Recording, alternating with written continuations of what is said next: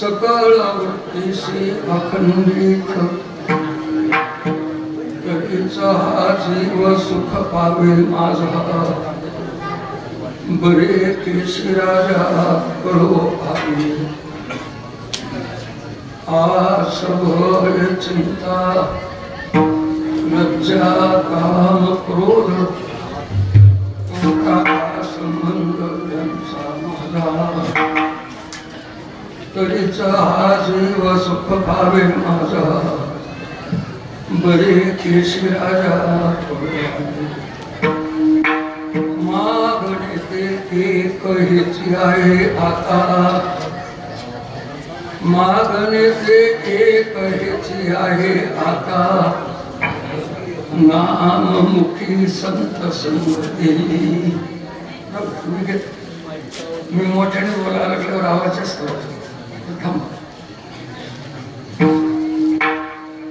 तरीचा हा जीव सुख पावे माझा बरे केशी राजा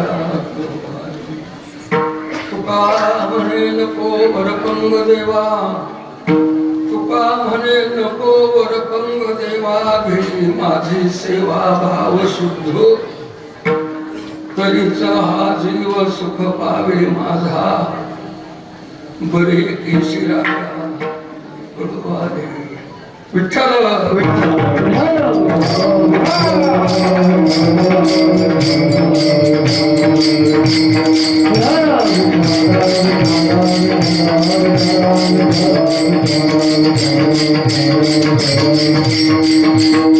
पांडुरंगा करो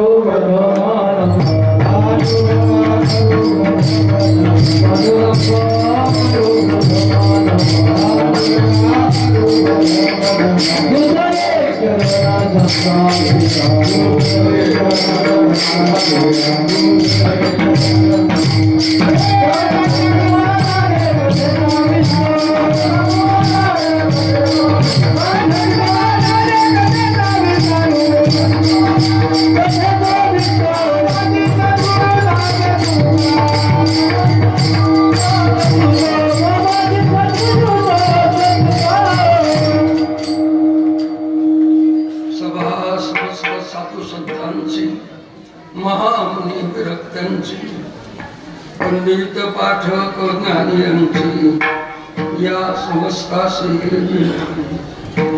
न्यूनते पुरते अधिकते सरते करुणी घ्यावे हे तुमते विनंती ओम नमो वेदाभ्या वेद प्रतिपाद्या जय जय स्वसंवेद्या आत्मरूपा देवा तुझी गणेशो सकलार्थमते प्रकाशो मने निवृत्ती दासो अवधार जोजी आकार हृदय हे आपुले चौफाळुनिया भले वरी बैसवो बाबुले श्री गुरुजी ब्रह्मानंदम परमसुखदम केवलम ज्ञानमूर्तिम द्वंद्वातीतं गगन सदृशं तत्त्वमस्यादिलक्षणम् एकं नित्यं सर्वादि साक्षिभूतं भावातीतं त्रिगुणरहितं सद्गुरुं तं नमामि शरण शरण जय हनुमंता तुम्हारा रामदूता काय भक्तीच्या त्या वाटा मज गावाव्या सुभटा देवा आता ऐसा करी उपकार देहाचा निसर पाडी मज तरीच हा जीव सुख पावे माझा बरे केसे राजा गुरुवारे मर्यादा पुरुषोत्तम श्री रामचंद्र भगवान श्री राम भक्त हनुमान जी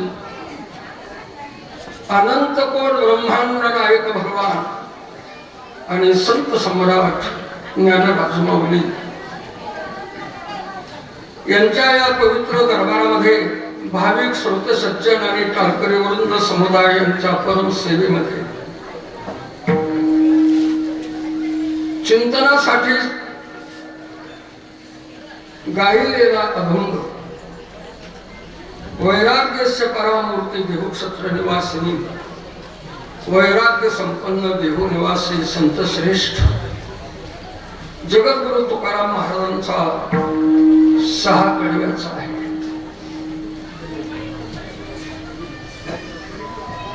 प्रस्तुत अभंगातून जगद्गुरु तुकाराम महाराज देवाकडे प्रार्थना केल्याचं दिसतंय. देवाकडे मागणी करताना अभंगातून पाहायला मिळते. कीर्तनाच्या पूर्वी थोडक्यामध्ये परिहार द्यायचा येतो म्हणजे असा आहे. सासुरा या संत महात्म्यांच्या पदस्पर्शानं आणि वास्तव्यानं पुनीत आणि पावन झालेली ही माती ही भूमी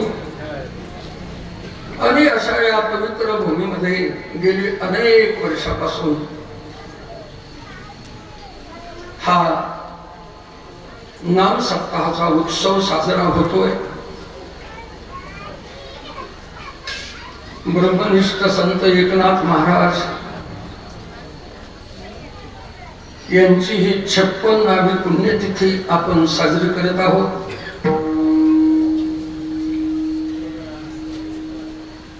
आणि या उत्सवाचे चालक, प्रमुख, मठाधिपती,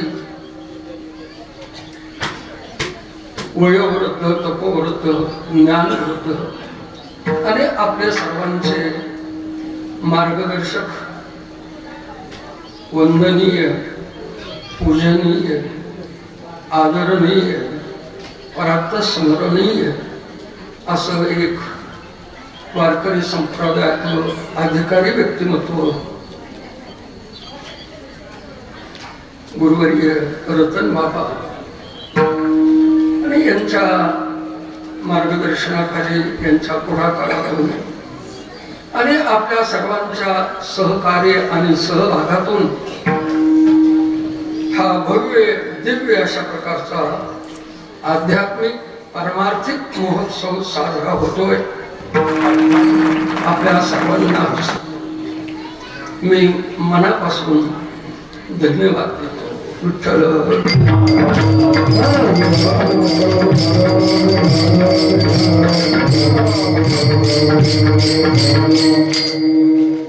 व्यासपीठावर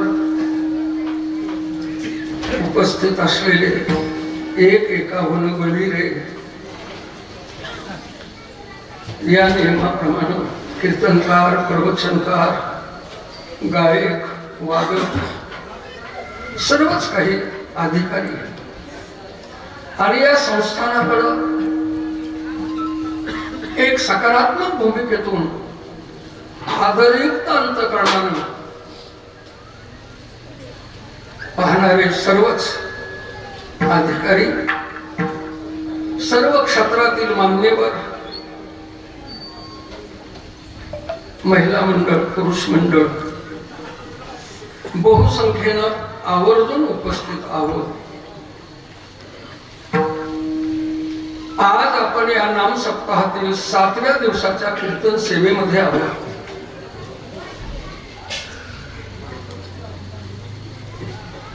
परमात्मा प्राप्तीच्या अनेक साधना आणि शास्त्रामध्ये आपल्या समोर आहेत,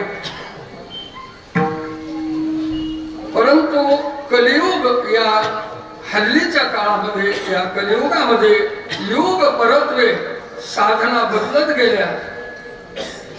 ईश्वर प्राप्तीच्या आणि या कलियुगामध्ये सर्वसामान्याला सुद्धा जे शक्य आहे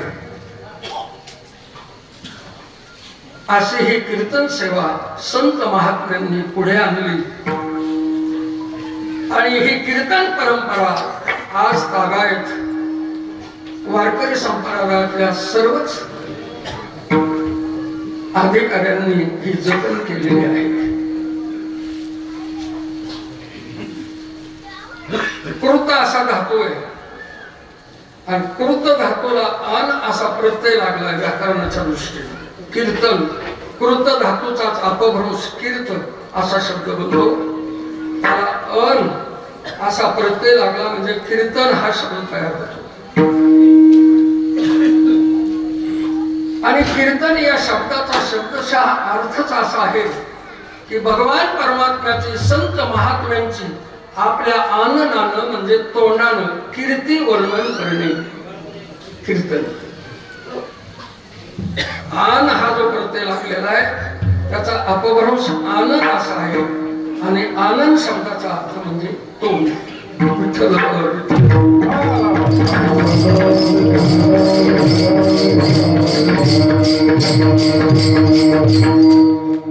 संत महात्म्यांच्या देवाच्या गुणाचं, लक्षणाचं, रूपाचं, स्वरूपाचं आपल्या मुखानं वर्णन करणे, त्यांच्या कार्याचा गौरव करणे, त्यांचं कर्तृत्व समाजाच्या पुढं उभा करणे.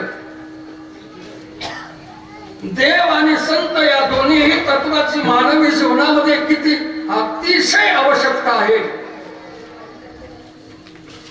हेही ज्या व्यासपीठावरून समाजापर्यंत पोहोचलं जातं. संत विचाराचं आदान प्रदान ज्या व्यासपीठावरून केलं जातं ज्या माध्यमातून केलं जातं त्याचं नाव आहे कीर्तन. आणि सर्वसामान्यासाठी, कारण असं आहे कीर्तन हे सिद्ध झालं पाहिजे तरच त्याचं फल मिळतं. कुठलीही साधना आपण ज्या वेळेला जीवनामध्ये स्वीकारतो त्यावेळेला ती साधना सिद्ध होणं आवश्यक आहे, तरच तिचं फल मिळतं. आणि साधना ही साधनाच राहिली आणि ती सिद्ध अवस्थेपर्यंत जर नाही पोहोचली तर ते सामान्य फल मिळत पण अपेक्षित आणि संतांना जे अभिप्रेत ते फल मात्र मिळणार नाही. यासाठी कीर्तन सिद्ध व्हावं लागतं. आज आम्ही एवढे लोक कीर्तनाला येऊन बसलेलो आहे आणि हे प्रत्येकाकडून ही कीर्तन साधना या 2 तासातली सिद्ध व्हावी. आणि ती कीर्तन साधना नुसती ऐकल्यानं सिद्ध होत नाही, त्याच्यासाठी काही निकष आहेत. त्याच्यामुळंच कीर्तन साधना ही सिद्ध होऊन त्याचं विशेषत्वानं फल आपल्या पदरामध्ये पडावं असं वाटत असेल, त्या अनुषंगाने आपल्या जीवनामध्ये काही पारमार्थिक परिवर्तन घडतंय आणि त्याचा अनुभव जर आपल्याला घ्यावा वाटत असेल तर कीर्तन सिद्ध झालं पाहिजे. आणि ते कीर्तन सिद्ध केवळ श्रवणानं सिद्ध होत नाही, ऐकल्यानं सिद्ध होत नाही, तर संत महात्म्यांनी आपल्याला एक नियम घालून दिलेला आहे. कीर्तन सिद्ध केव्हा होतं? महाराज म्हणतात कधी टाळी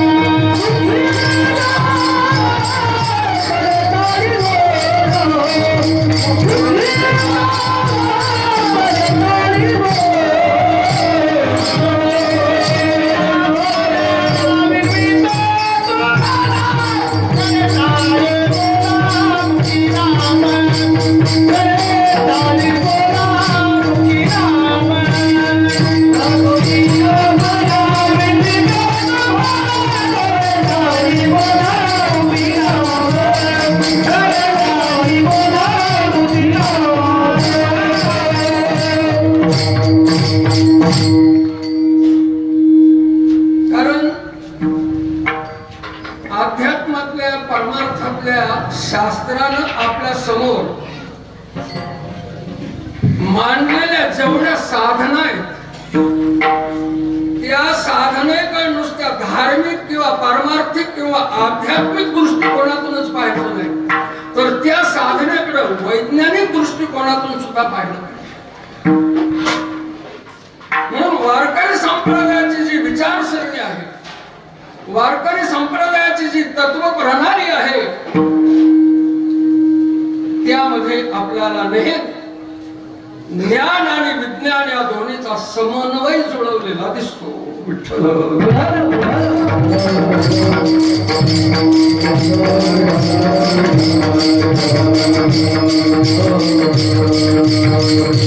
आणि जी साधना ज्ञान आणि विज्ञान या दोन्हीच्या समन्वयावर आधारित आहे ती साधना किंवा ती श्रद्धा अंधश्रद्धा नसते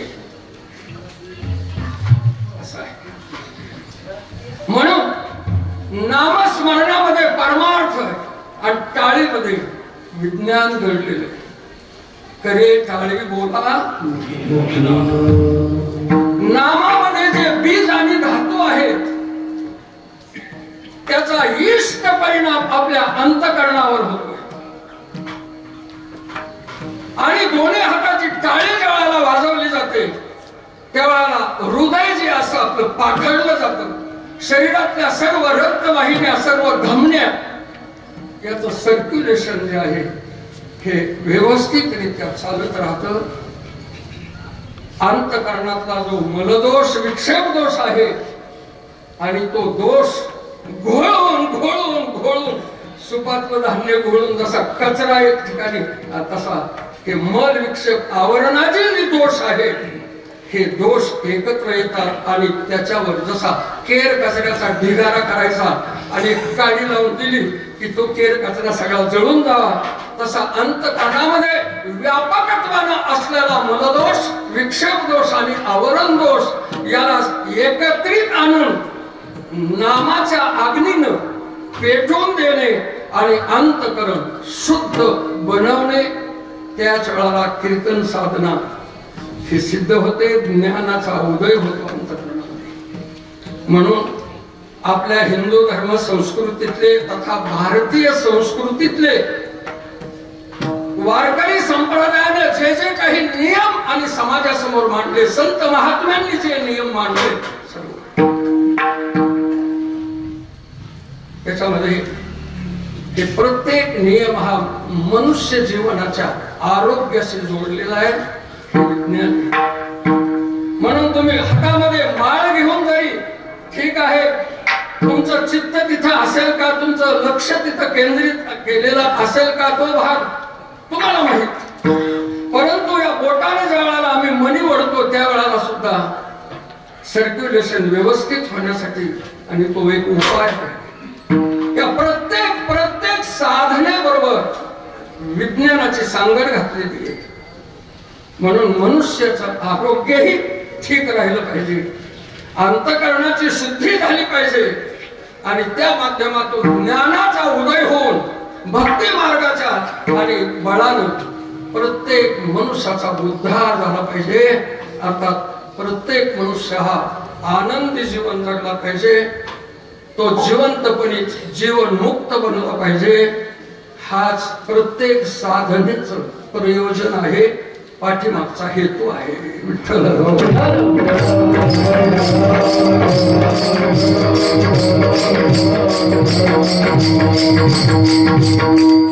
आणि हे जे विचार आहेत, मानवी जीवन एक सर्वांगानं परिपूर्ण होणं यालाच कृतार्थता म्हणतात, यालाच जन्माचं सार्थक म्हणतात. सर्वांगानं एक परिपूर्ण जीवन. जीवनाचे अनेक अंग आहेत. व्यक्तिगत जीवन आहे, कौटुंबिक जीवन आहे, सामाजिक जीवन आहे, राष्ट्रीय जीवन आहे, वैश्विक जीवन आहे, भावनिक जीवन आहे, बौद्धिक जीवन आहे. हे जे सर्वांग आहेत मानवी जीवनाचे, या सर्वांगानं मानवी जीवन एक परिपूर्ण जीवन, संपूर्ण जीवन, त्यालाच शास्त्राच्या शब्दामध्ये म्हणतात कृतार्थ जीवन. हे मी अनेक प्रकारचे जरी जीवनाचे अंग तुमच्या समोर उच्चारले असले तरी या सर्व अंगाची दोन अंगातच वर्गवारी आणि आपल्या समोर आहे. एक आहे मनुष्याचं भौतिक जीवन आणि दुसरं आहे आध्यात्मिक जीवन. भौतिक आणि आध्यात्मिक हे दोन्ही जीवनाचा समतोल साधणं आवश्यक आहे. त्याच्यासाठी कीर्तन साधन आहे. कीर्तन म्हणजे नुसती धार्मिक हा आणि भाग नाही, केवळ आध्यात्मिक भाग नाही. कीर्तनामध्ये आणि भौतिक जीवनाचा सुद्धा विचार साधलेला आहे. फक्त ती कीर्तन साधना सिद्ध झाली पाहिजे असं त्या शिक्षण. आणि हे विचार संतांनी आपल्यापर्यंत आणून घातले. त्यांच्या कृतीतून, त्यांच्या उक्तीतून, त्यांच्या जगण्यातून, त्यांच्या वागण्यातून संत महात्म्यांनी आणि या साधना सिद्ध केल्या त्यांच्या जीवनामध्ये. आणि त्या साधनेतले त्यांना आलेले अनुभव हे आपल्यासमोर त्यांनी ठेवले. म्हणून संत जीवनामध्ये त्यांनी जो अनुभव प्रगट केलेला आहे त्यांच्या जीवनातला तो अनुभव हे तुमच्या आमच्यासाठी सर्वांसाठी साधना म्हणून आहे. त्यांनी ज्या साधना करून अनुभव मिळवला त्या अनुभवात जगाचं कल्याण घडलेलं आहे. सर्व समाजाचं सर्वांगानं हित सामावलेलं आहे संतांच्या अनुभवामध्ये. आणि त्यांचा अनुभव म्हणजे आमची साधना बनणं आवश्यक आहे. तेव्हा कुठे त्या अनुभवापर्यंत आपण जाऊ. कारण संत जीवन एक साक्षात्कारी जीवन आहे. म्हणून त्यांच्या अनुभवाला अलौकिकत्व प्राप्त झालेलं आहे. त्यांचा अनुभव हा दिव्य आहे.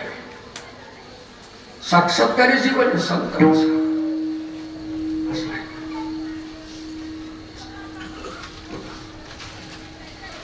तर एक लाईन देतो तुमच्या समोर. 4 वेद हे उच्चार रूपानं आपल्या समोर आहेत. 6 शास्त्र हे विचार रूपानं आपल्या समोर आहेत.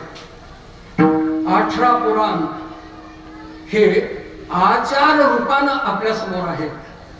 आणि संत वाङ्मय हे साक्षात्कार रूपानं आपल्या समोर आहे.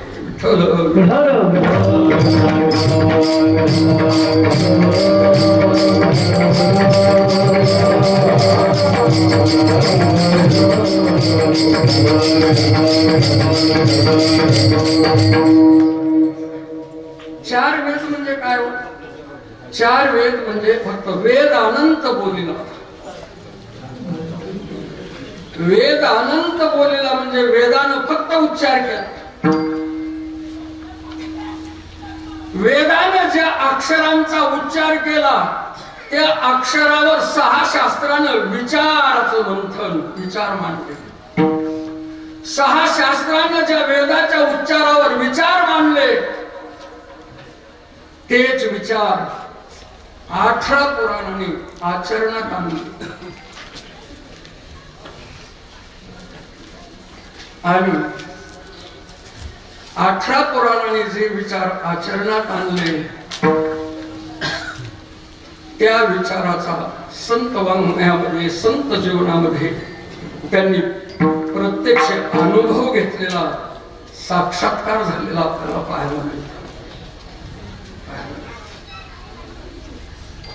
म्हणून साक्षात्कारी जीवन एक सिद्ध जीवन. सिद्ध रामकृष्ण हरी रामकृष्ण हरी रामकृष्ण हरी रामकृष्ण हरी रामकृष्ण हरी असा नुसता उच्चार करून भागणार नाही. रामकृष्ण हरी रामकृष्ण हरी रामकृष्ण हरी याचा विचार करून भागणार नाही. म्हणजे रकार अकार मकार ककार रुकार शकार नकार हा 2 विसर्ग असे नुसते विग्रह करून आणि प्रत्येक शब्दाचं केवळ ऑपरेशन करून आपल्याला भागणार नाही. तर रामकृष्ण हे जे जीवन आहे ते आपल्याला आचरणात आणावं लागेल. त्याच्यातले जे धातू आहेत त्याच्यातले जे बीज आहेत त्या नामातले. कारण एक गोष्ट सांगून जाईल मी आपल्याला. देवाचे जे नाम आहेत सहस्त्रनाम अनंत हे नाम ज्या हे ठेवलेले नाव नाही. पण आपल्या नावाचा आणि आपल्या जगण्या वागण्याचा कुठेच संबंध का जुळत नाही. तर आपलं हे जे नाव आहे ना हे नाव ठेवलेलं आहे. आता ओमकार नाव ठेवलं काय एवढा मोठा माझा मनाचा शब्द भलत्या ठिकाणी खर्च करायची गरज नाही. पण आता काय करावं शब्द लय महागाचा आहे. तो काय स्वस्तात तो मुखान महागत आहे. त्याला मी खातात त्याचं नाव ओमकार. कुठले शब्द कुठं जोडायचे हे नको आहे. हा दगडोबा धोंडोबा हौसराव बाजीराव गोविंदराव गोपाळराव असे नाव ठेवायचे. हे ओंकार काय शुभम काय शिवम काय विनाकारण एवढे मोठे मोठे म्हणजे तुम्ही वस्तू रस्त्यावर फेकून द्या. विठ्ठल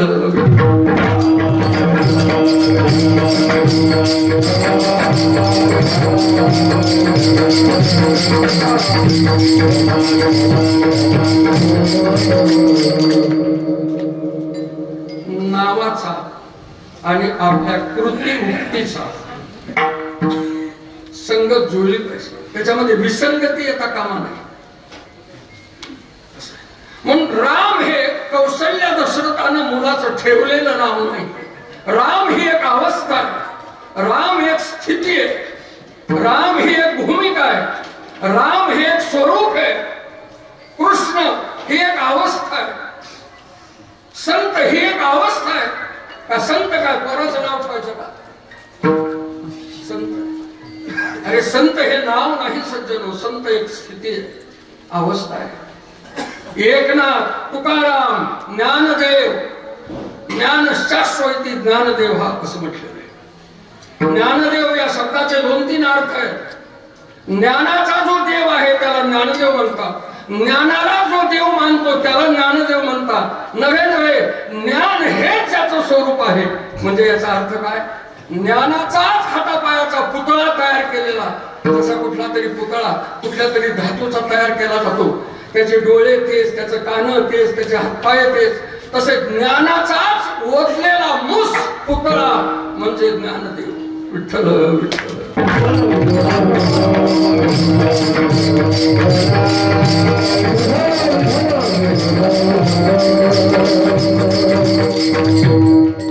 आणि म्हणून नामामध्ये त्या बीज धातूचा ईष्ट आघात आपल्या अंतःकरणावर ठेवलेल्या नावाचं काही होत नाही. ठेवलेलं जे माझं नाव ज्ञानदेव ठेवलेलं आहे, तुम्ही कव्हारे मला हाक मारीत बसा, मग या ज्ञानदेव म्हणण्याचा काही तुमच्यावर परिणाम होणार नाही. पण ज्ञानदेव हे ज्याचं स्वरूपच आहे, त्याला नुसतं डोळ्याने जरी तुम्ही पाहिलं तरी तुमच्या जीवनामध्ये पारमार्थिक परिवर्तन घडल्याशिवाय राहत नाही. अशी गोष्ट आहे, स्वरूप आहे, एक अवस्था आहे आणि त्या बीज नामाचा. म्हणून केवळ उच्चारामध्ये आपलं भागणार नाही, विचारामध्ये सुद्धा भागणार नाही. आणि नुसतं लोकांच्या समोर आचाराचं ढोंग करूनही भागणार. उभे पट्टेच काय लावायचे, पोट जातीच काय घालायचे, कोणाच्या अंगात नाही म्हणतो.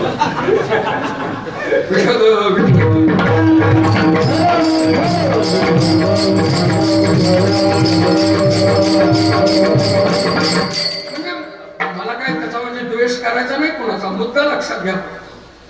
आणि म्हणून नुसते उच्चार, नुसता विचार, नुसता आचार नाही, साक्षात्कारापर्यंत आपली साधना पोहोचली पाहिजे.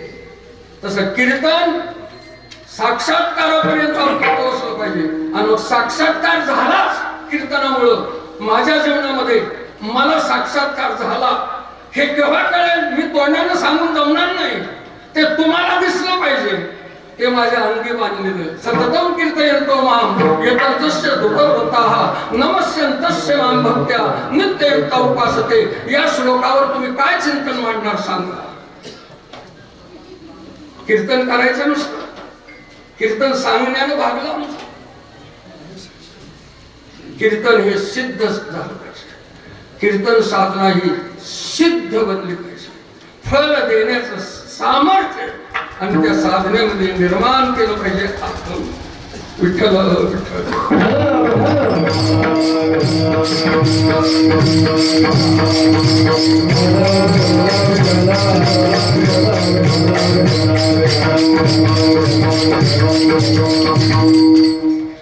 म्हणून एक अभंग तुमच्या समोर ठेवतो. वेद अनंत बोलिला, या अक्षरामध्ये नुसता उच्चार आहे वेदाचा.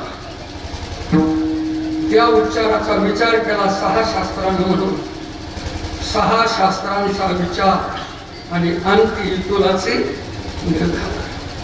पुढे 18 पुराणानं त्या विचाराचं आचरण केलं, म्हणून तुकोबारा म्हणतात 18 पुराणी सिद्धांत तुका. आणि शेवटी या उच्चार विचार आचार याच्यातून आलेला संतांना जो साक्षात्कार आहे तो या अभंगाच्या ध्रुवपदामध्ये आहे.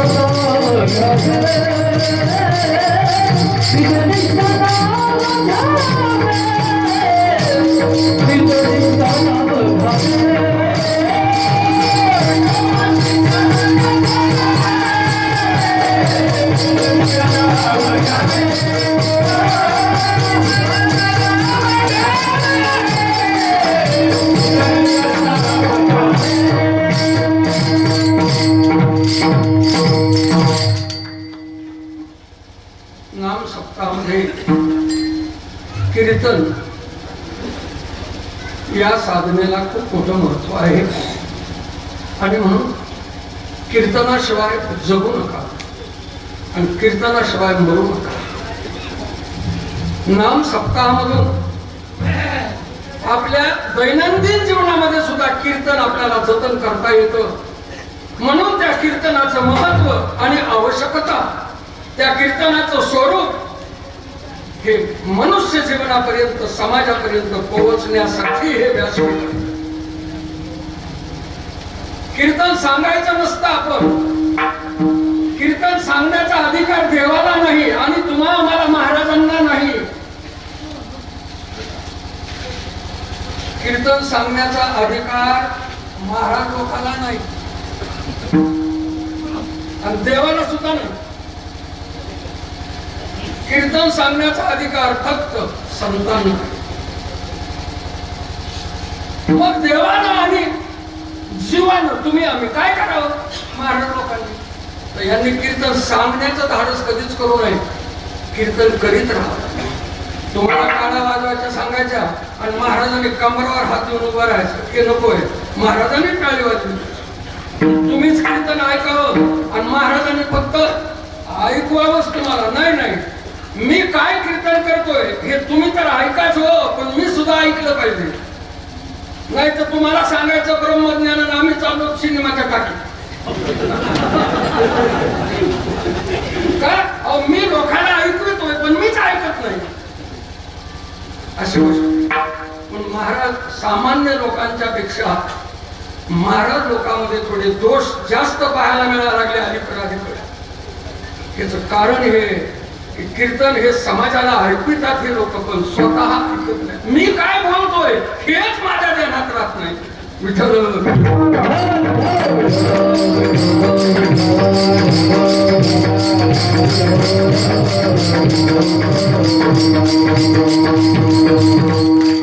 कीर्तन करीत जा. कीर्तन सांगणारे बोलू नका. मी कीर्तन सांगणार आहे अशा प्रकारचं आणि अभिमान अहंकार बाळगू नका. कीर्तन करीत राहा. कीर्तन करीत राहा सज्जन. हे संत महात्म्यांनी कीर्तन सांगितलंय असं आज आम्ही म्हणतोय. एकनाथ महाराजांनी आम्हाला कीर्तन सांगितलं, तुकाराम महाराजांनी कीर्तन सांगितलं, ज्ञानेश्वर महाराजांनी कीर्तन सांगितलं, आज आम्ही म्हणतोय, पण ते जिवंत होते तोपर्यंत ते सुद्धा स्वतःला म्हणले नाही आम्ही कीर्तन सांगणारे आहोत म्हणून. त्यांनी सुद्धा कीर्तन आयुष्यभर केलंच, सांगितलं नाही. समाजासमोर ते जरी बोलले तरी सुद्धा मी कीर्तन करतोय आणि तुम्ही माझ्याबरोबर कीर्तन करा, एवढीच हाक आहे त्यांची. मी कीर्तन सांगण्यासाठी आलोय आणि तुम्ही सगळे कीर्तन ऐकायला या, असं तुकोबारांच्या ज्ञानोबारांच्या काळात कधीही झालं नाही. विठ्ठल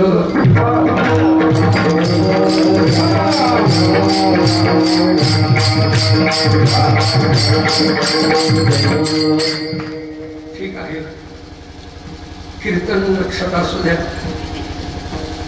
आपल्या प्रापंचिक जीवनामध्ये, संसारी जीवनामध्ये किंवा ज्या ज्या क्षेत्रामध्ये तुम्ही सक्रिय असाल, कोणी शैक्षणिक क्षेत्रामध्ये असेल, कोणी औद्योगिक क्षेत्रामध्ये असेल, अजून कोणी कृषी क्षेत्रामध्ये असेल, अजून कुठल्या क्षेत्रामध्ये आणि विविध क्षेत्रामध्ये, आणि आपलं प्रारब्ध आपण भोगीत असतो त्या त्या क्षेत्रामध्ये फक्त एवढीच विनंती आहे, कीर्तन करीत राहा, कीर्तन जतन करा आणि कीर्तन करता येतं बस.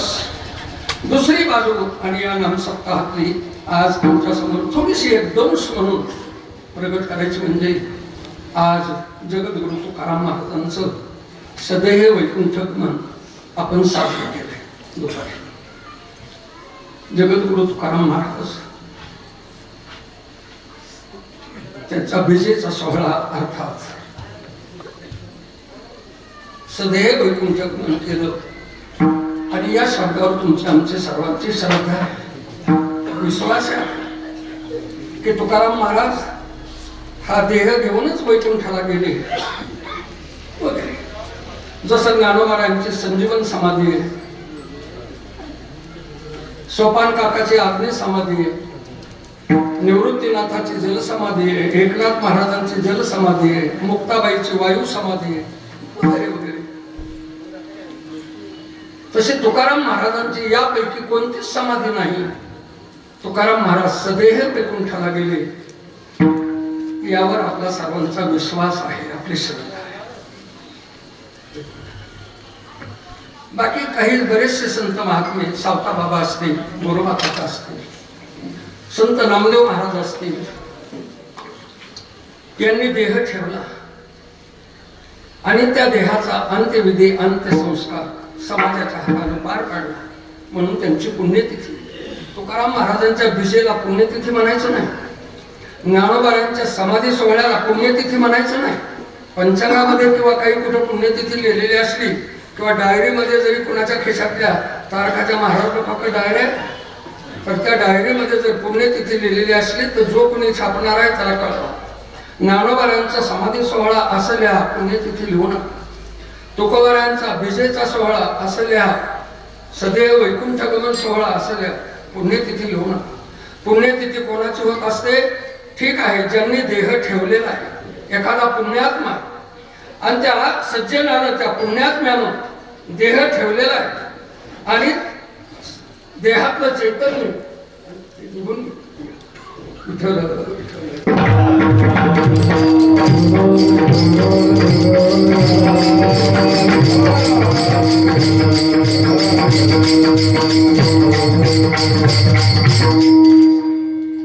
तर असा ज्यांनी देह ठेवला ते जर पुण्यात्मे असतील तर त्यांची पुण्यतिथी, आणि ते जर पापात्मे असतील तर त्यांचं श्राद्ध. दिवस काय म्हणायचं ठीक आहे. तेव्हा तुकोबारायांचं सदैव वैकुंठगमन आज झालेलं आहे. खरं म्हणजे काही बुद्धिवादी लोकांचा याच्यावर सुद्धा संशय आहे बरं का तात्या, कारण बरेचसे लोक असं करणं म्हणजे बुद्धिवादी बरं का, बुद्धिवादी लोक, बुद्धिमान असावा माणूस, बुद्धिवादी नसावा. हा, बुद्धिवादी माणसंच असावा. आता सध्या रशियाचं युक्रेनचं काय चाललंय, बुद्धिवानामध्ये आणि बुद्धिवाद्यामध्ये काय फरक आहे? शहाण्यामध्ये आणि अतिशहाण्यामध्ये जो फरक आहे तो फरक आहे. विठ्ठल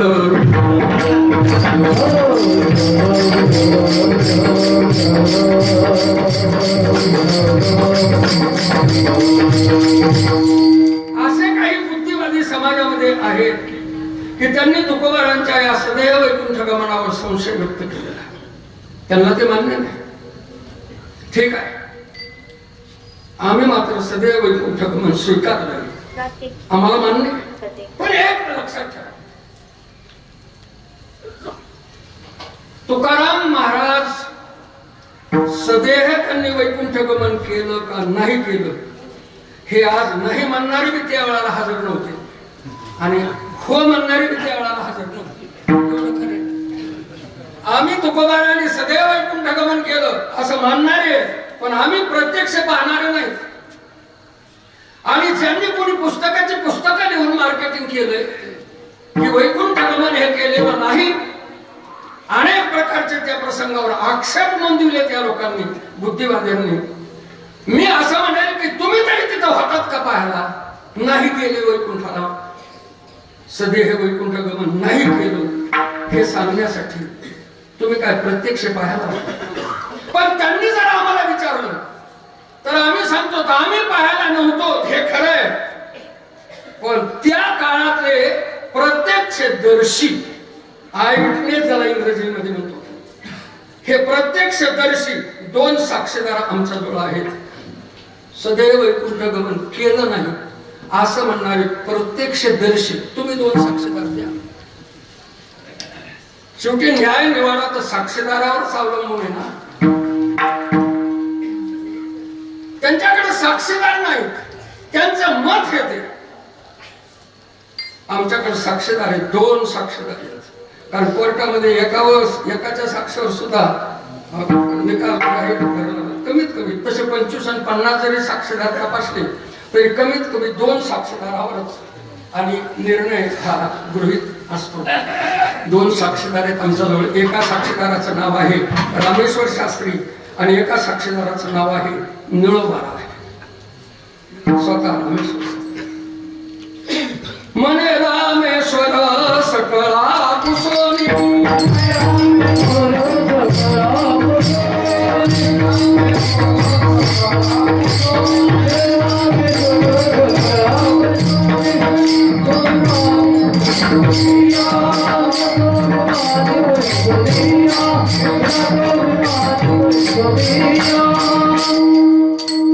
मने रामेश्वर सकळा पुसोनी. चाललो बर का, येतो बर का, असं सकाळा पुसोनी सकाळा सांगोनी गेला तो विमानी बैसोनी. प्रत्यक्षदर्शी हा साक्षीदार आहे रामेश्वर शास्त्री.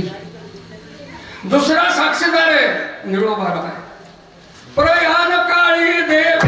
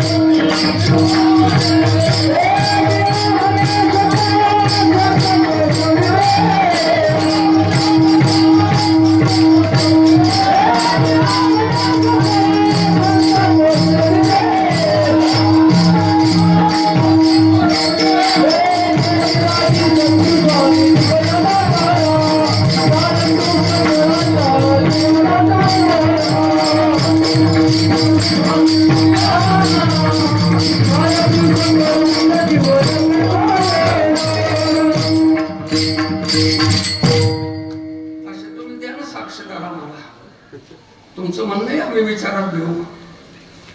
प्रयाण काळी देवे विमान पाठविले. प्रत्यक्षदर्शी तिथं उभे असलेले, डोळ्यानं पाहत असलेले निळोबारा म्हणतात.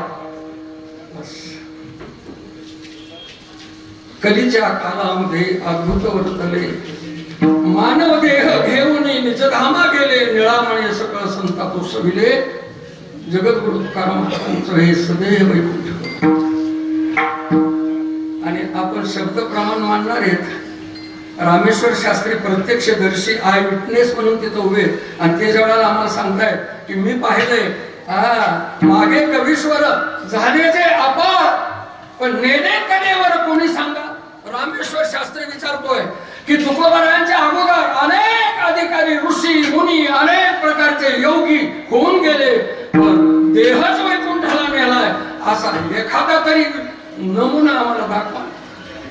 मागे कवीश्वर झाले जे अपार, मागे म्हणजे तुकोबारांच्या अगोदर नेले कलेवर कोणी सांगा, सांगा कोणी हा देह वैकुंठाला नेला? रामेश्वर शास्त्रीची ही भाषा आहे. मग आम्ही त्यांच्या शब्दावर विश्वास ठेवायचा, कारण आपण शब्द प्रमाण मानणारे माणसे. कुठलाही सिद्धांत समाजाला पटवायचा जर असेल, कुठलाही सिद्धांत जर सोडवायचा असेल, कुठल्याही सिद्धांतावर जर चिंतन मांडायचं असेल, तर 6 पैकी कुठलं तरी प्रमाण स्वीकारल्याशिवाय सिद्धांत सोडता येत नाही. हे 6 प्रमाण आहेत वेदांताने आपल्याला दिलेले. प्रत्यक्ष प्रमाण, शब्द प्रमाण, अनुमान प्रमाण, उपमान प्रमाण, अर्थापत्ती आणि अनुपलब्धी. काही शास्त्र एकच प्रमाण मानते, काही नास्तिक येतं क्षणिकम क्षणिकम शून्यम शून्यम सिद्धांत मांडलेले. म्हणजे नाव नाही सांगणार नास्तिकाचे, आस्तिकाचे सांगणार. नास्तिकाचे काही नाव मी सांगणार नाही, आणि ऐकायचेच असते तर खाली बसल्यावर विचारा. त्यांनी फक्त प्रत्यक्ष प्रमाण मानले. ते म्हणजे फक्त डोळ्याने दिसते तेवढंच खरं, जे दिसत नाही ते खरं नाही. प्रत्यक्ष प्रमाण असं नाही. काही शास्त्रकार एकच प्रमाण मानतात, काही शास्त्रकार 2 मानतात, काही शास्त्रकार 3 मानतात. पण आपल्या वारकरी संप्रदायाने मात्र हे 6ही प्रमाण स्वीकारलेले आहे. आणि या 6 प्रमाणामध्ये शब्द प्रमाण जे आहे ते प्रमुख आहे. शब्द प्रमाण, शब्द बोलायला लागला की बाकीच्या 5ही प्रमाणानं गप्प बसायचं. त्याच शब्द अशी गोष्ट. शब्दावर आपण विश्वास ठेवणारा आमचा संप्रदाय. मग संतांचे शब्द, देवाचे शब्द वगैरे वगैरे हे जे साहित्य आहे आपल्याकडं वगैरे, जे तत्वज्ञान आहे त्याच्यावर आपण विश्वास ठेवतो. शब्द प्रमाण साधी गोष्ट लक्षात घ्या. साधी गोष्ट, मी माझ्या नावापुढे माझ्या बापाचं नाव लिहितो. मला माहिती आहे का हेच माझा बाप खरा आहे. खाली वाकून बोलतो का ह्याच्यात नाही बोलत. मी माझ्या नावापुढं माझ्या ज्या बापाचं नाव लिहितो ते खरंच हाच माझा बाप खरा आहे हे मला माहितच नाही. पण तरी सुद्धा बाप म्हणून मी त्याचा स्वीकार केला. का? आईनं सांगितलं बाळा हा तुझा बाप आहे. शब्द प्रमाण. आईच्या शब्दाला तुम्ही प्रमाण मानलं आणि बाप स्वीकारला. तुम्हाला माहिती आहे का खरा? विठ्ठल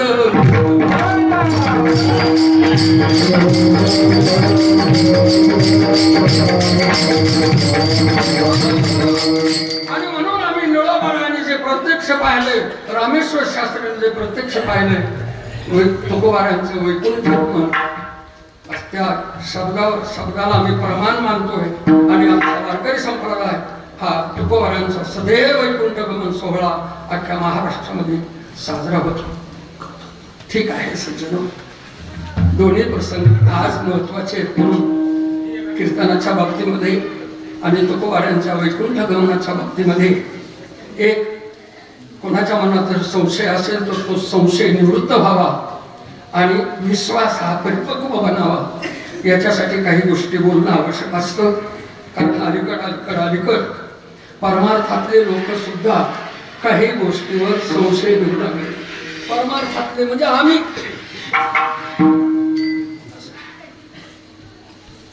आता प्रत्येक कीर्तनकार ज्या अभंगावर बोलतो तो नेहमी ऐकणाऱ्यांना लक्षात घेतलं पाहिजे की त्या कोणत्या अँगलने बोलतो.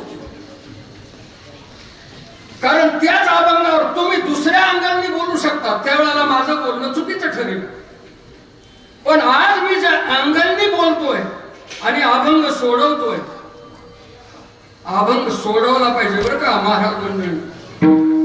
अभंग सोडायचा नसतो, सोडवायचा असतो. तात्या सोडणे आणि सोडविणे याच्यातला फरक लक्षात. विठ्ठल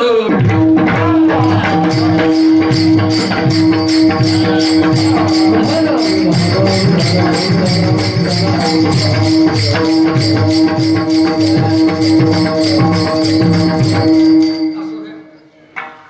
आपला जवळपास झालेला आहे. अभंग मोठा आहे म्हणून अभंगात शिरल्यानंतर पुन्हा थोडं बाहेर लवकर येता येणार नाही आणि तुमच्याबरोबर थोडा खेळीमेळीमध्ये संवाद साधता येणार नाही म्हणून मी अभंगाकडे थोडं उशिरा बोलतोय. ठीक आहे. अभंगाचा शब्दाचा अर्थ मी तुम्हाला सांगेल, थोडाफार भावार्थही सांगेल. त्याच्या पुढं काही आणि तुम्हाला घेऊन जाणार नाही, कारण संतांचं वाङ्मय हे आपल्यासमोर शब्दरूपाने पण नुसत्या शब्दरूपानंच आपण वाङ्मयाचा स्वीकार करायचा नाही, तर शब्दाच्या पलीकडे त्या शब्दाचा अर्थ दडलेला असतो तोही आपण समजून घेण्याचा प्रयत्न केला पाहिजे. आणि त्या शब्द अर्थाच्याही पलीकडे त्या शब्दातला भावार्थ दडलेला असतो आणि तिथपर्यंत आपण पोहोचण्याचा प्रयत्न करीत आहोत. आणि त्या भावार्थाच्याही पलीकडे त्या शब्दातली एक तात्विक बैठक असते, त्याला तत्वार्थ म्हणतात. तत्वार्थापर्यंत जर आपण गेलोच तर पुन्हा परत येणंच नाही. विठ्ठल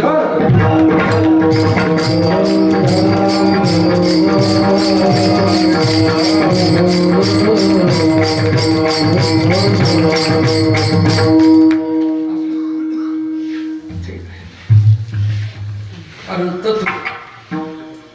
तत्वज्ञान आपल्या भारतीय संस्कृतीचं पहिलं अंग आहे. भारतीय संस्कृतीचे प्रमुख महाराज, भारतीय संस्कृतीचे प्रमुख 5 अंग आहेत आपल्या. एक आदर्श संस्कृती भारताची, जगाच्या पाठीवर भारतीय संस्कृती एक आदर्श, एक अलौकिक संस्कृती.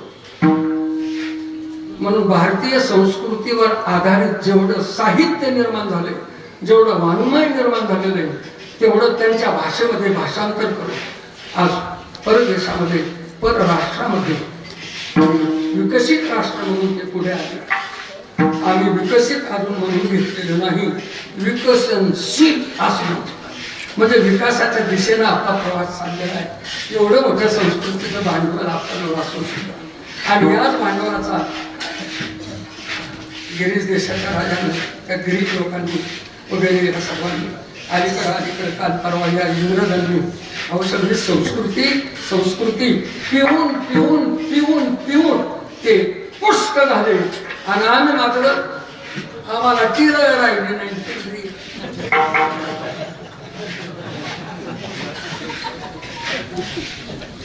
24 तास आणि सतत दुभती असलेली गाय आमच्याजवळ आहे, पण आमच्या पोटामध्ये थेंबही जायला तयार नाही, कारण आम्ही दात खेळी लावून घेतल्या. किती केवढं दुर्दैव आहे. संस्कृती भारतीय द्या, वेळ घेत नाही तुमचा.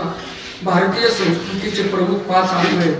पहिलं अंग आहे तत्वज्ञान, दुसरं अंग आहे साहित्य, तिसरं अंग आहे कला, चौथं अंग आहे सदाचार आणि 5वं अंग आहे इतिहास. विठ्ठल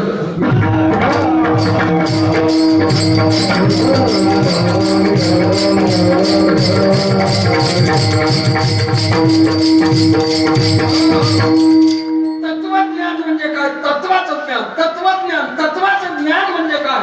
तर मूलद्रव्याचं ज्ञान. मूलद्रव्य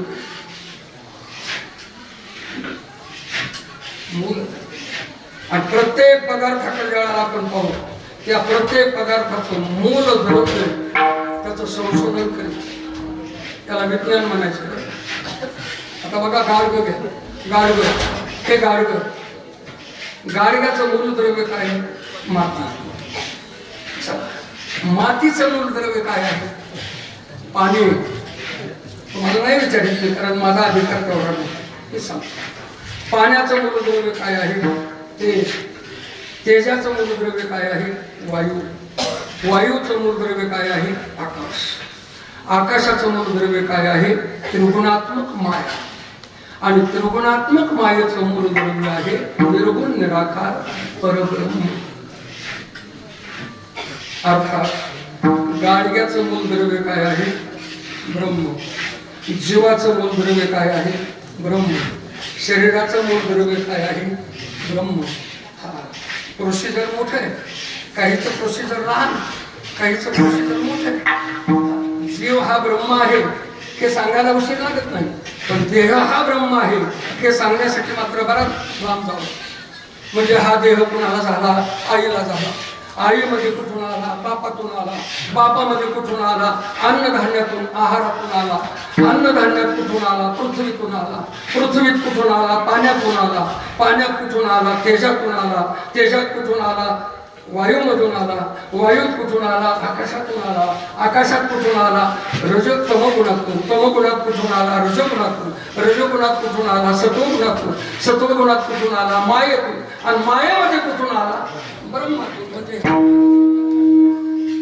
अर्थात हे जे मूल द्रव्य आहे या जगाचं, या जगातल्या तदंभूत वस्तू मात्र त्या परब्रह्म परमात्म्याचं यथार्थ ज्ञान त्याला म्हणतात तत्वज्ञान.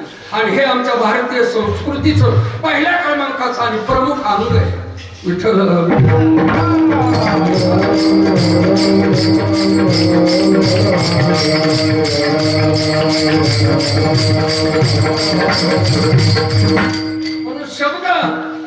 शब्दामध्ये थांबू नका.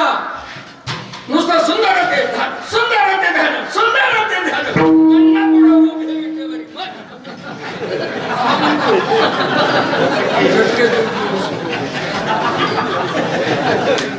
नुसत्या शब्दाचा सगळा गोंधळ चाललेला आहे. शब्दामध्ये तर मनोरंजन असतं राजा हो. नुसत्या शब्दामध्ये करमणूक असते. शब्दाचा अर्थ शोधा आणि त्या अर्थाशी एकरूप व्हा. शब्दाचा भावार्थ शोधा आणि त्या भावार्थाशी एकरूप व्हा. म्हणजे तुम्हाला पुन्हा देहाचा विसर पाळीमध्ये म्हणायची गरज नाही. तो विसर आपोआपच पडेल. विठ्ठल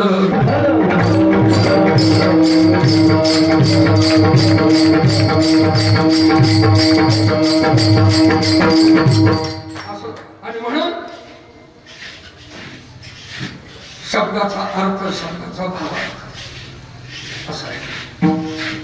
कधी कधी शब्दाचा अर्थ विरुद्ध असतो, पण त्याचा भावार्थ मात्र पोषक असतो. उदाहरण सांगतो. दृष्टांत उदाहरण लक्षात घ्यायचे. विनोद वेगळा करायची गरज नाही.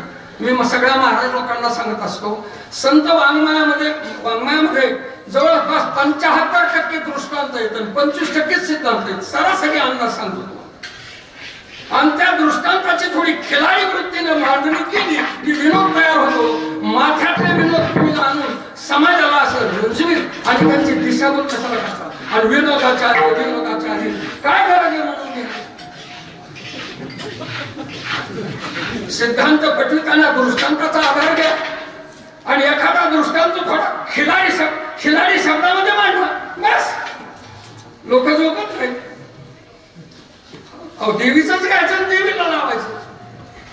अब तुम्ही कुठून वजे वाजत आणतात जेव्हा पुढे मानतात, त्यानं काय करतात? त्याच त्याला पाहिजे, त्याचंच ज्ञान त्याला द्या. दृष्टांतच घ्या तिथूनच.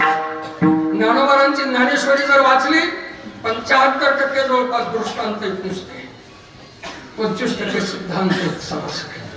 काय करायचे विनोदाचं? लक्षात ठेवा. कधी कधी शब्दाचा भावार्थ विरुद्ध बाधक असू शकतो, पण अर्थ हा बाधक असू शकतो, पण भावार्थ हा पोषक असतो.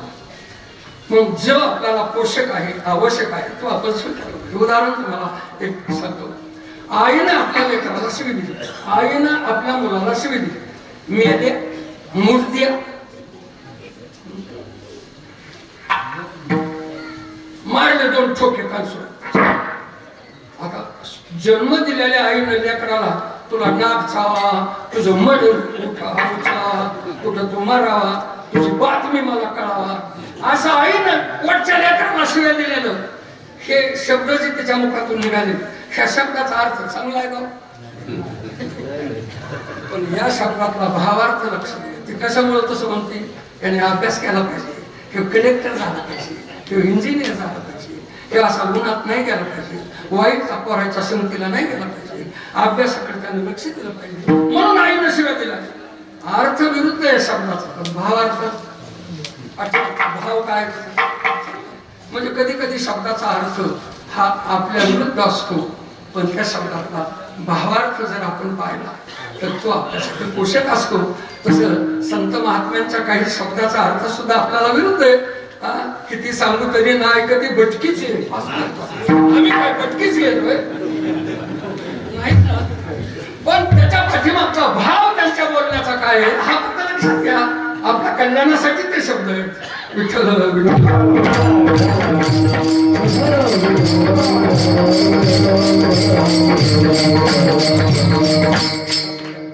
असे हे अभंगाचा शब्द, शब्दाचा अर्थ, त्याच्यातला भावार्थ आणि त्याच्यातला तत्वार्थ, इथपर्यंत आपण जर गेलो तर कामच झालं. पण ठीक आहे, तत्वार्थापर्यंत आपल्याला जाता येणार नाही आणि मीही जाणार नाही, तुम्हाला बी जाऊ देणार नाही. का तर आपण तिथं गेलो तर मग पाठीमागे लई बोंबा बोंब. मी जर तत्वार्थामध्ये गेलो पाठीमागच्याची काळजी कोण करणार? म्हणून तुम्हाला काही तिथे नेणार नाही, मी जाणार नाही. कारण जाताच येत नाही आपल्याला, उगा कशाला लपून ठेवायचं. हा मुद्दा फक्त लक्षात घ्या. तसा शब्दाचा मी अर्थ सांगेल. तुकाराम महाराज देवापुढे प्रार्थना करतात, मागणी करतात, देवा मला माझ्या देहाचा विसर पडावा असा माझ्यावर उपकार करा. एक कारण त्याच्याशिवाय माझ्या जीवाला सुख समाधान मिळू शकत नाही हे मला फक्त कळालं. ठीक आहे, पण देहाचा विसर पडून सर्व सुखाची समाधानाची प्राप्ती होण्यासाठी चित्ताची एकाग्रता अतिशय आवश्यक आहे हेही मला कळालं. पण त्या चित्ताला मी मात्र आवरू शकत नाही, कारण चित्त हे आवरण्यात का समर्थ मी नाही.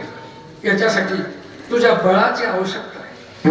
म्हणून देवा देहाचा विसर पडून सुखाचा अनुभव जीवनामध्ये येण्यासाठी चित्ताची एकाग्रता होईल याच्यासाठी सुद्धा तूच माझ्यावर कृपा कर.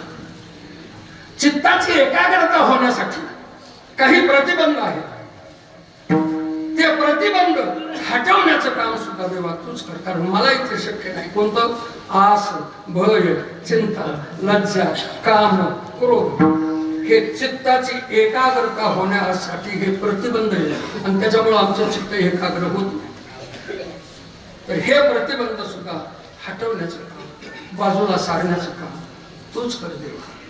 शेवटी काय नकोय आणि काय हवंय अशा पद्धतीनं तुकोबारांचं वागणं. शेवटी तुकोबारा म्हणतात हे सगळं जर घडून यायचं असेल तर देवा तुझी कृपा, तुझे उपकार माझ्यावर पाहिजेत. मग देवाचे उपकार पाहिजेत म्हणजे नेमकं काय?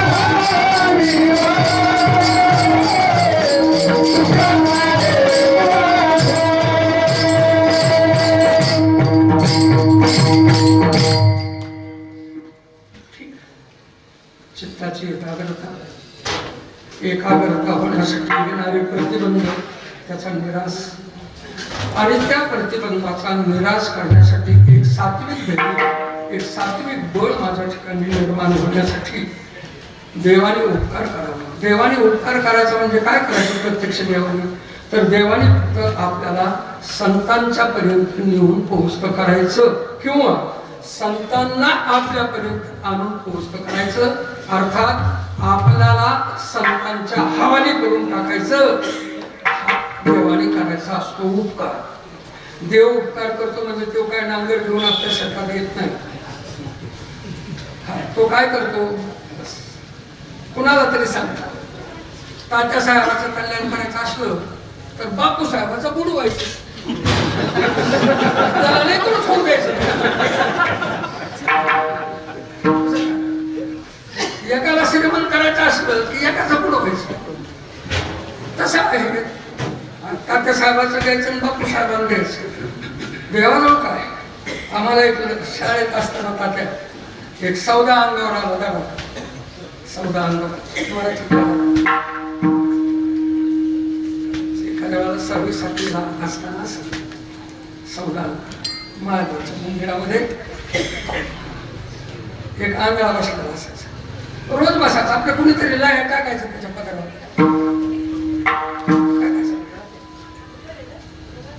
एका दिवशी पार्वतीनं महादेवाला विचारलं, म्हणजे महादेवा किती दिवस झालं, 10-12 वर्ष झालं हा एक भिकारी आंधळा आपल्या दारात येऊन बसतोय आणि त्याला नुसतं त्या जेवारीच्या लयान कुठे ह्या तांदळाच्या लयाशिवाय काहीच नाही.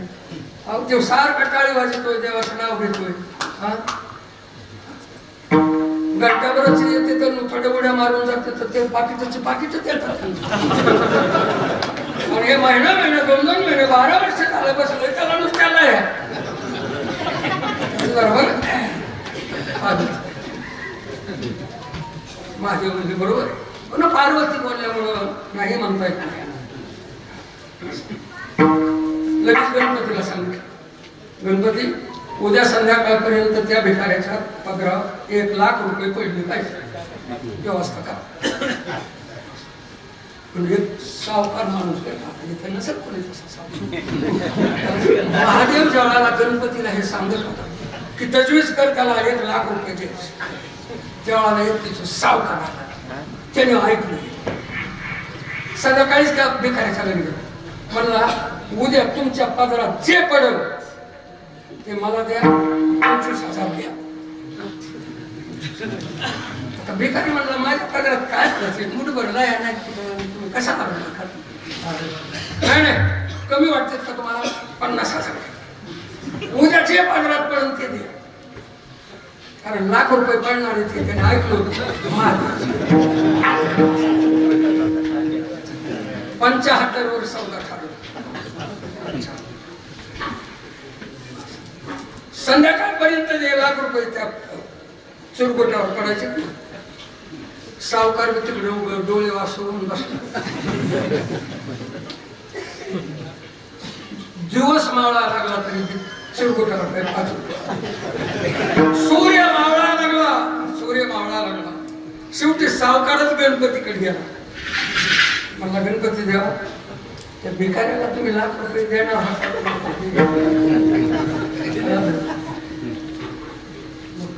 अजून काही दिले नाही असं म्हणून त्या गणपतीच्या सोनाला हात लागला.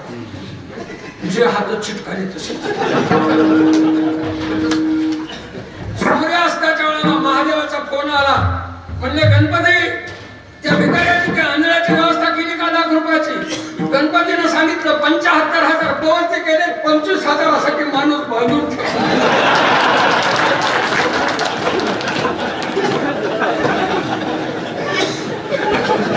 याला म्हणायचं सौदा अंगावर.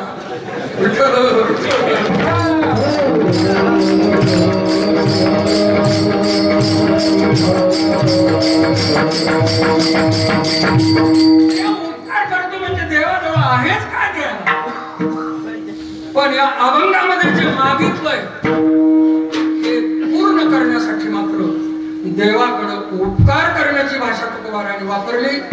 देव उपकार करायचा देवाने म्हणजे नेमकं देवाने काय उपकार करायचा?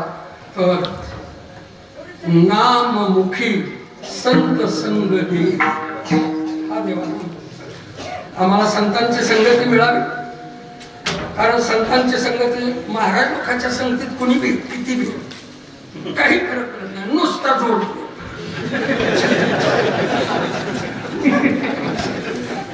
मगाशी तुम्हाला जसं कीर्तन सिद्ध होण्यासाठी काही तसं संगत सिद्ध होण्यासाठी सुद्धा 4-5 गोष्टीचा विचार करा.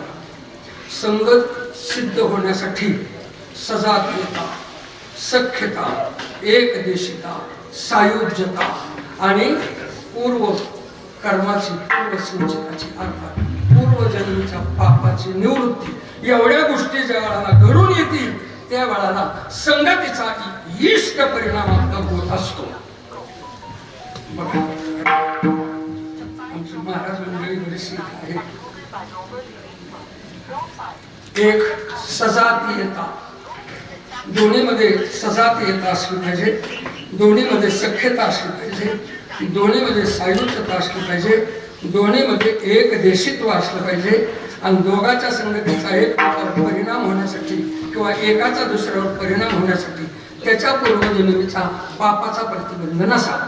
या 4-5 गोष्टी ज्या वेळाला दोघांमध्ये निर्माण होतात, घडून येतात, त्याच वेळाला तुमची संगतीचा परिणाम माझ्यावर होतो किंवा माझ्या संगतीचा परिणाम तुमच्यावर.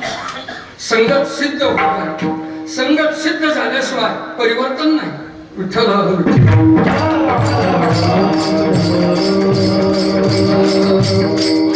महाराज म्हणतात नाममुखी संत संग दे. संतांची संगत पाहिजे मला, नुसतं संतांच्या जवळ नको, नजीक नको. संगत संगत संगत या शब्दाचा अर्थ शेजारी नाही. संगत या शब्दाचा अर्थ सहवास नाही. संगत या शब्दाचा अर्थ नुसती जवळीकता नाही. संगत एक वैचारिक भूमिका आहे. संगत ही अंतःकरणपूर्वक एक भावनिक भूमिका आहे आणि ती संगत होणं आवश्यक आहे. त्याच्यासाठी या 4-5 गोष्टीचे निकष पूर्ण व्हावे लागतात. असो द्या सज्जनो, म्हणून तुकोबारा म्हणतात मला तुम्ही माझ्यावर उपकार करायचा म्हणजे नेमकं काय करायचं तर अधिकारी संत महात्म्यांची संगतीमध्ये घडू दे आणि तुझं अखंड नामस्मरण मुखामध्ये असू दे. बस याच्या पलीकडे, कारण अभंगात जेवढे काही आणि माझ्या अपेक्षा आहेत त्या फक्त एवढ्या 2 गोष्टीनं पूर्ण होणार आहेत. फक्त मला काय कर, संगत ही वरपंगे नसावी आणि नामस्मरण किंवा माझं नामसंकीर्तन हे सुद्धा वरपंगी नसावं, जगाला भुलवणारं नसावं, देवाला भुलवणारं आमचं कीर्तन असावं. म्हणून महाराज म्हणतात तुका म्हणे नको वरपंग देवा, गेली माझी सेवा भाऊ सुद्धा विठोबा.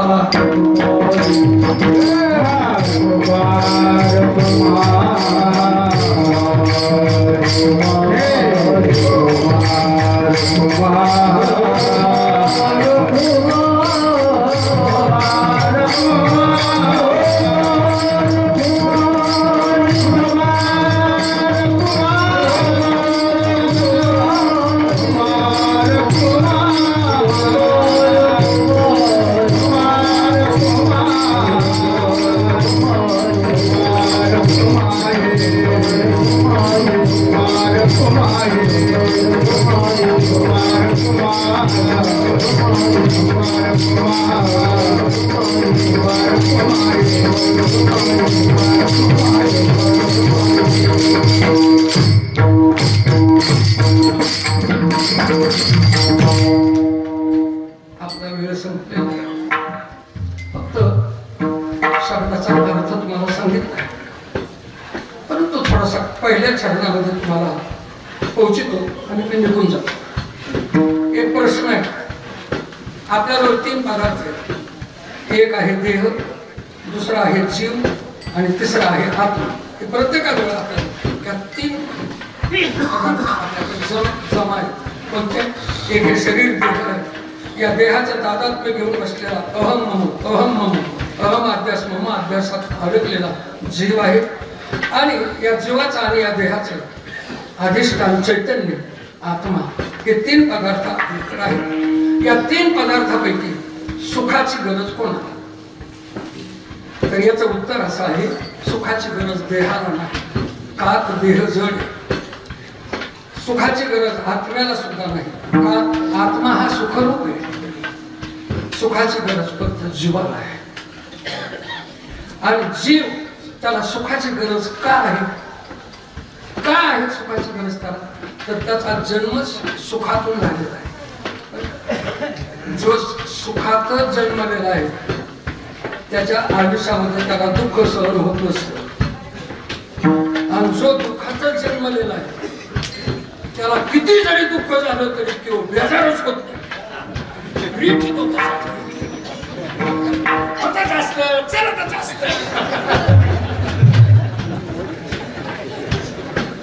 गावच्या पाटलाला शिवी दिली ना तर पाटलाला अपमान सहन होत नसतो, पण कोतवालाला 50 शिव्या द्या ते करून हसत. जो सुखात जगतोय त्याला दुःख सहन होत नसतं, पण जो जन्मालाच दुःखात जगतोय दुःखात बस त्याला दुःखाचं सुखच वाटत असतं. दुःखाचं दुःख वाटत. सुखाला जीवाला सुखाची गरज का आहे? तर जीव हा पूर्व आश्रमीचं ब्रह्म आहे, सुखारूप आहे. मी मगाशी सांगितलंय जीवाचं मूल द्रव्य काय आहे? ब्रह्म आहे. आणि ब्रह्म हे सुखरूप आहे. आणि त्या सुखरूप ब्रह्माचा अंश आहे. 15वा अध्याय मम अंशो जीवलोके. जीवलोक देवची आहा देवची आहा, देवची बरे देवची बरे. तुका म्हणे कैची किव आणि कोठे जीव अनेक प्रमाणात. जीव जो आहे आपल्या शरीरातला जीव हा जीव परब्रह्म परमात्म्याचा अंश आहे. आणि परमात्मा हा सुखरूप आहे. आणि त्या परमात्म्याचा म्हणजे सुखरूप या सुखरूपाचा अंश असलेला जीव आहे. म्हणून त्याला दुःख नको आहे, त्याला सुखच असतं. जीवाला सुखाची गरज आहे. पण दुःख का भोगतो? सुखाच्या पोटी जन्मलेला जीव दुःखात येऊन का पडला? दुःख का भोगतोय? तर फक्त देहाचं तादात्म्य. या देहाला म्हणतोय मी आणि देहा संबंधित त्याला म्हणतोय माझा. अर्थार्थी काही संबंध नाही जीवाचा आणि या देहाचा. आणि देह संबंधित कुठं म्हणतोय तुझी नाही पण तरी म्हणतोय माझी. मेल्यावर कळन तुझी आहे का माझी. उमऱ्याच्या बाहेर येत नाही.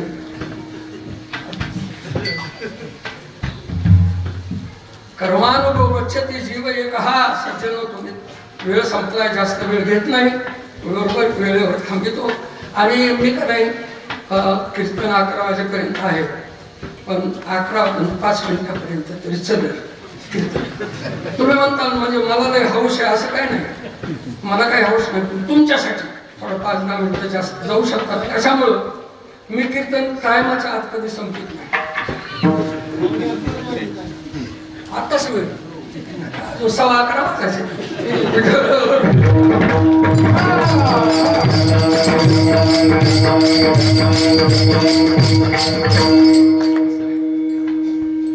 सकाळी तात्याचे नामचे स्नेह जवळीक आहे. आणि तुमचे सर्वांचे नाव घेण्यासाठी खरंच मला तुमच्या नावाचा जास्त परिचय नाही. खरं म्हणजे आपण खूप जवळचेच, पण गाठी भेटी थोडा उशिरा झाला. बाबांची कृपा आहे, बाबांचा सहवास आम्हाला असतो सतत. आणि मठावर आमच्या मंदिरीला बीडला वगैरे जाता येतात वाकडी वाटून, कारण पश्चिमेला 2 किलोमीटर यायचे नुसते मंदिर. अनेक वेळा बाबा आणि आमच्याकडे आलेले याच्यातूनच त्यांचा आपल्याला किती प्रेम आहे हे सिद्ध होतं. आणि त्यांच्याबद्दल खूप मोठा आदर आहे. कारण एक सांगू का, जुन्या तालमीतले खरे अधिकारी राहिले नाहीत आज संबंध. फार मोठे मोठे लोक होऊन गेले. आता मी महाराजच आहे, तुम्ही आपण सगळेच आहेत, म्हणून आपणच आपल्याला पण लक्षात ठेवा. बाजार भरला सांगा,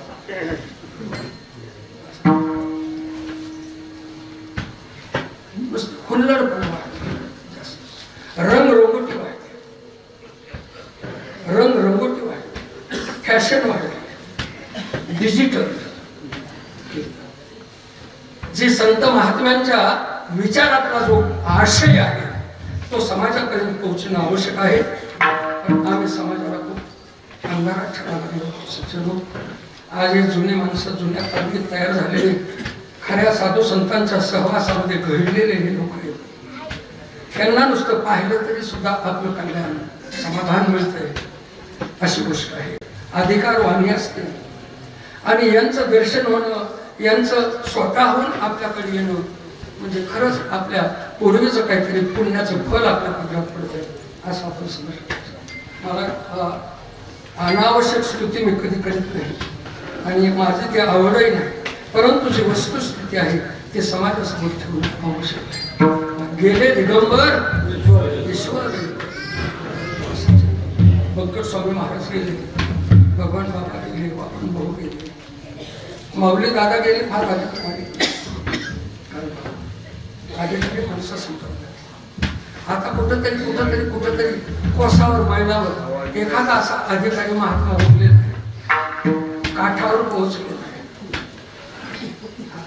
एखाद दुसरा हा जो काही आहे अधिकारी महात्मा, तो एकदा गेला का नाही, तो गेला की दुसरा वारकरी संप्रदायाचा भाषेत आलाच असं मला वाटतंय. भीती वाटते मला फार खरी.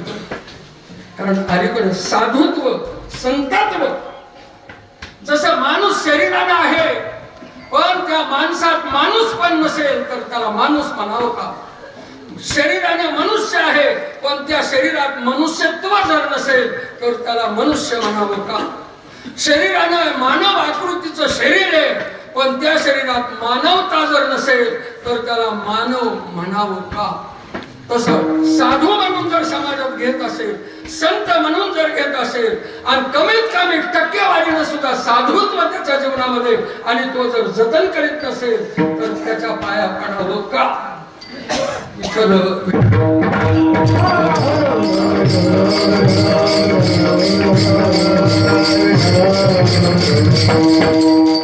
काय म्हणून या बापाचं नाव लिहायचं आम्ही आमच्या नावापुढे सांग. तुकाराम महाराजांचे, ज्ञानोबारायांचे, आदी या संत महात्म्यांचे आम्ही वंशज आहोत, त्यांचे वारस आहोत आम्ही. काय म्हणून आम्ही आणि त्यांचे वारस म्हणून तुमच्याकडे उभा राहायचा अधिकार? आज त्यांचा अधिकार जर पाहिला, त्यांची उंची जर पाहिली, त्यांचे विचार आकाशाला सुद्धा कवळ घालण्या एवढे व्यापक, आणि आम्ही स्वार्थाने बरबटलेले. कीर्तन म्हणजे आमचा व्यवसाय, कीर्तन म्हणजे आमचा धंदा होऊन बसला. सज्जन, शोकांतिका आहे आपल्या संप्रदायातली आणि आम्ही सगळ्या महाराज लोकांनी याच्यावर फार मोठा विचार करणं आवश्यक आहे. अंतर्मुख होऊन हा विषय गांभीर्यानं घेणं आवश्यक आहे आणि खड्यासारखे निवडून बाजूला ठेवली पाहिजे. जगदेव परी निवडी न निराळे. सगळ्या जगानं जरी त्यांना साधू म्हणून स्वीकारलेलं असलं तरी तिथं साधुत्व जर नावालाही पाहायला मिळत नसेल तर आम्ही मात्र त्यांचा निषेध करतो. विठ्ठल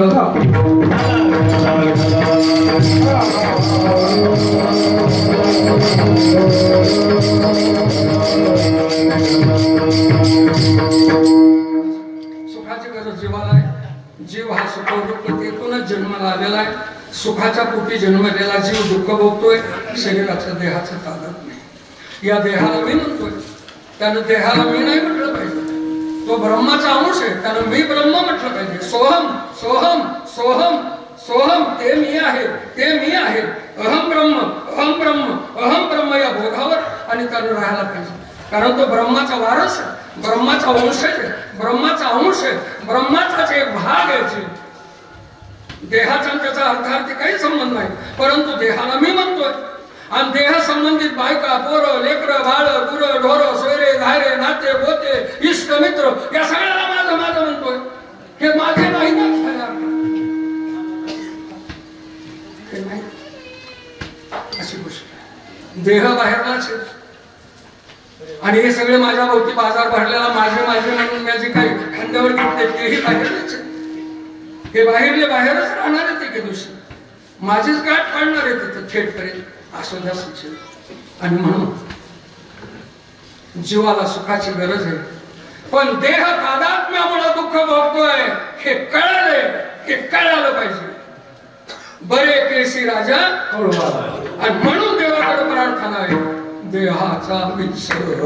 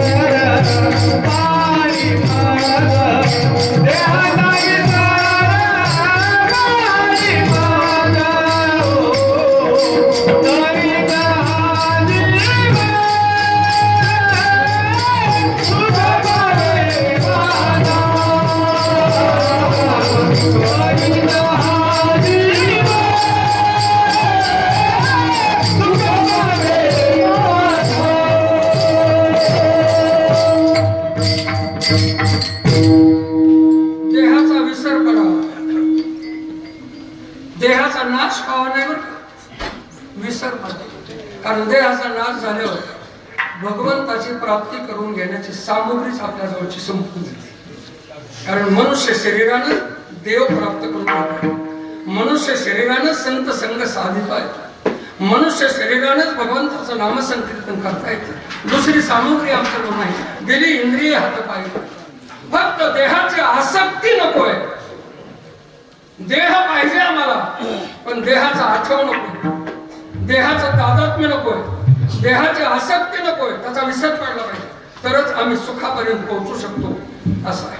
आणि आयसा जो शब्द वापरलेला आहे, आयसा, देवा आता आयसा करी उपकार. आयसा, आयसा या शब्दामध्ये देहाच्या विसर पाडण्याचं म्हणजे केले करणाऱ्या उपकाराचं विशेषत्व सामावलेलं. आयसा या शब्द लिहिण्याच्या पाठीमागचा भावार्थ काय आहे? देवानं गजेंद्रावरही उपकार केलाय, द्रौपदीवरही केलाय, ध्रुव बाळावरही केलाय, उपमन्यावरही केलाय, अनेकावर देवाने उपकार केले, पण तसला उपकार माझ्यावर करू नका. आयसा उपकार करा. आयसा शब्दाचा प्रयोग कशामुळे आला? देवा आता आयसा म्हणजे गजेंद्रावर केला तैसा नको, ध्रुव बाळावर किंवा उपमन्यावर केला, द्रौपदीवर केला, काय केलं? काय दिलं? उपकार केला. तसला नका, तसला उपकार नका. काय करा? तिला वस्त्र पुरले, गजेंद्राचा उद्धार केला, ध्रुव बाळाला डोळपत दिलं, उपमन्याला क्षीरसागर दिला. तसं मला बी एखाद्याच्या गावाचा सरपंच करताना होता मोकळ, तसला उपकार नका. हा, सर्व सुखाची प्राप्ती जेणेकरून होईल त्याच्यासाठी देहाचा विसर केला पाहिजे. हा बस या उपकाराचं आणि विसराचं विशेषत्व प्रदर्शित करणारा शब्द म्हणजे आयसा. देवा आता आयसा करी उपकार, तैसा नको, अनेकावर केला तैसा. आयसा उपकार, देहाचा विसर आणि मज. अशा पद्धतीने भगवान परमात्म्याकडे जगद्गुरु तुकाराम महाराजांनी प्रार्थना केलेली आणि त्यांनी केली म्हणजे त्यांचा आपला काही संबंध नाही असं सांगितलं. हा संदेश आपल्यासाठी आहे. देहाचं तादात्म्य सोटावं, देहाला विसरून भगवंताशी आपल्या वृत्तीचा लय साधला पाहिजे. याच्यासाठी थोडंसं अंतर्मुख होऊन चित्त एकाग्र करून भगवत भजन करीत चला, भगवत चिंतन करीत चला, संत विचाराचं संशोधन करा, त्या विचाराचा स्वीकार करा, जीवापलीकडे ते जतन करा आणि हे भाग भांडवल आपल्याजवळ जमेश ठेवून नंतर प्रपंच, संसार, आपापल्या क्षेत्रातले जे परावृत्त वशात आपल्या वाट्याला आलेले कर्म आहेत ते सारीच चला.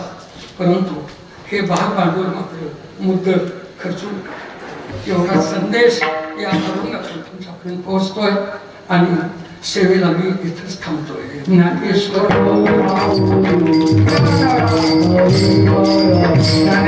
माऊली